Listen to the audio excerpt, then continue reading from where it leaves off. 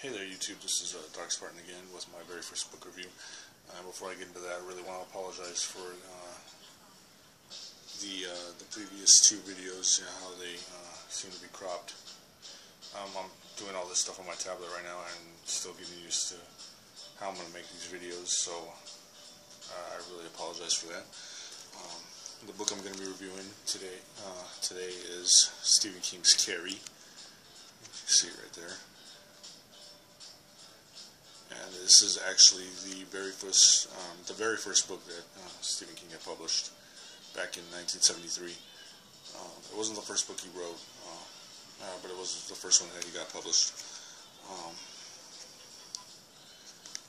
It's actually one of my favorite books. It is a classic horror story, but more so than that, it's just a very emotional, interesting character piece. The story is basically about this girl, Carrie White, who is ostracized at school because she is not the most beautiful. She's kind of a social outcast, unattractive.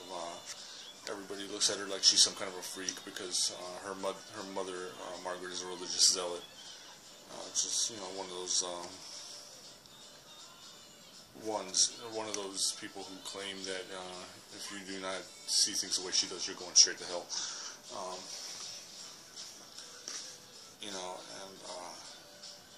The story actually starts off with, well, first of all, the story is told in an expository mode, which means a lot of it is actually told in police reports, eyewitness accounts, and newspaper articles and book excerpts and things like that. What you find out is that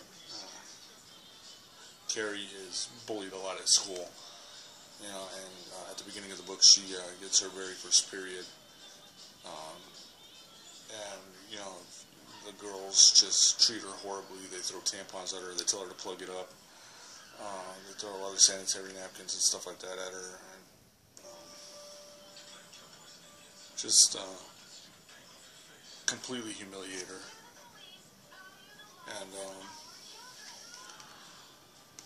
she ends up being sent home, and her mother finds out what happened, and her mother just goes off on her, saying that she sinned, that she's basically calling her a whore, and tells her that she needs to pray and things like this, and ask for forgiveness, and actually locks Carrie up in a closet with this very creepy looking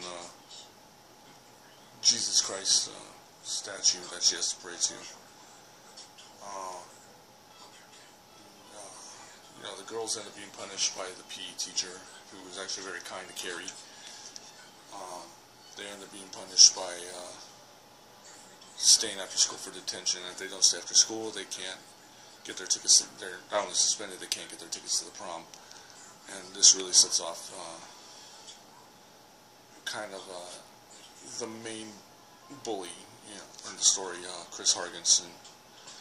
To where she curses out the PE teacher, Miss Desjardins. Storms off, swearing that she's going to get revenge on Carrie White. And one of the other girls, Sue Snell, feels so guilty about participating in the incident that she actually convinces her boyfriend, Tommy Ross, to ask Carrie to the prom. And he does, and she actually refuses him several times because she feels that she's just going to be humiliated. And in the end, she does end up agreeing, and she actually ends up really looking forward to it, because she wants to have a normal life, because during this whole time, she's also finding out that she has this ability to telekinesis, which is to move things with the mind, and first off, she's really freaked out by it. She doesn't know what to think about it, and then she actually ends up reading up on the subject and finds out she's not the only one. Um, and so she agrees to go to the prom with Tommy, in the hope that she can do something normal for once. She ends up creating this really beautiful red dress, and I say because it's red in the book. It's pink in the movies, actually. It's pink in the movies, but it's actually red in the book. And she ends up going to the prom. She's nervous at first, but then she ends up having a really great time. And Tommy ends up really getting to know her and really starting to care about her. And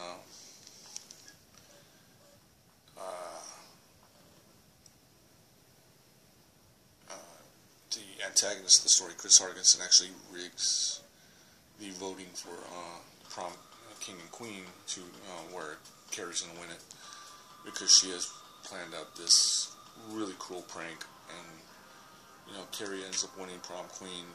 She goes up to the stage. She's the happiest she's ever been. She finally feels that she has some kind of normalcy, some kind of normalcy, and think something she could be proud of. And then all of a sudden, Chris, along with her boyfriend Billy Nolan, who is this kind of very thuggish character, he's kind of a hood, lawbreaker and things like that. Pull this really cool prank where they dump a bucket of pig's blood on Carrie, and this actually so enrages Carrie, and she just literally snaps and decides that she is going to wipe out everybody.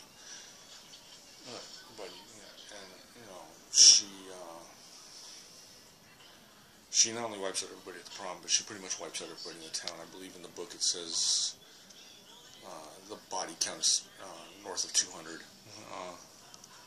I could be wrong on that, but pretty much the whole town is wiped out by her.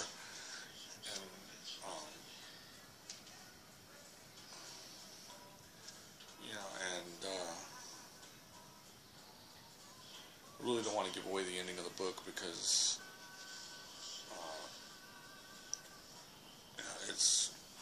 but basically what it is, Carrie comes home and has a confrontation with her mother, and I really don't want to give away what happens for those who haven't read the book yet. And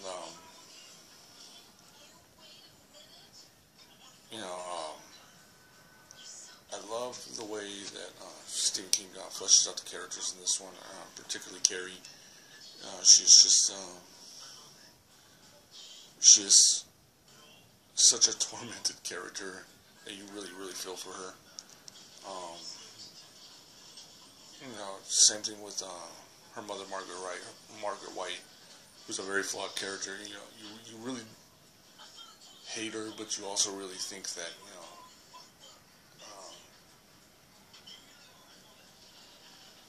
you also really kind of you really do hate her. It's just as simple as that. And you hate the character Chris Hargensen. I know some people who really like the character of Sue Snell. I've never really been that trustworthy of her or of her motivations. I mean, even Stephen King at one time said that he really didn't trust Sue's motivations for getting Tommy to take Carrie to the prom. There have been 4 movies that have been based off or inspired by the book Carrie. The first one came out in 1976. It was directed by Brian De Palma, starring Sissy Spacek in a role that she was that basically made her a star. She was nominated for an Academy Award for Best Actress. One of the very few times a horror movie has been given that kind of honor. And You know, it's an amazing horror movie. In fact, I have it on right now.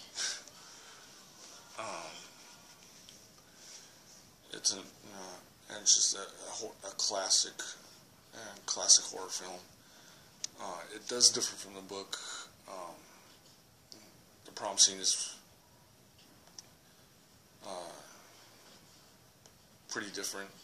The way things, the way things go there, the stuff Carrie does. There are some other differences in the book.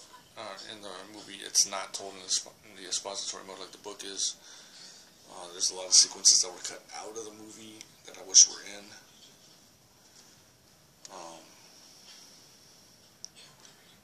But I can understand why they didn't do it, because it would have been very difficult at the time to film those kind of scenes. There was a horrible, horrible sequel to that movie that came out in 1997, I believe. It was called The Rage, Carrie 2. It really didn't need to be made. It was just a horrible, horrible movie. There was a 2002 made-for-TV remake that was supposed to act as a backdoor pilot to a TV series, but it was just so poorly received that they decided not to go through with it. And I didn't like that one either. I know some people who did, but I had a lot of problems with it. It did stick closer to the book. It's just it was very poorly executed, in my opinion. And then, of course, there was the more recent 2013 remake, which starred Chloe Grace Moretz and Julianne as Carrie and Julianne Moore as her mother, Margaret. I actually did like that one a lot better than the Rage, Carrie 2 and the made-for-TV remake. I still prefer the Sissy Spacek version. This one does actually have some more stuff from the book. I just wish that they would have stuck even closer to the book than they did. As far as Carrie goes, it's a great book. Great way to start off if you're barely starting to get into reading Stephen King. I would give it a 5 out of 5. Please like, rate, subscribe, comment. Please leave me some comments on how I can do these videos better. I would really appreciate it, and I'll see you next time.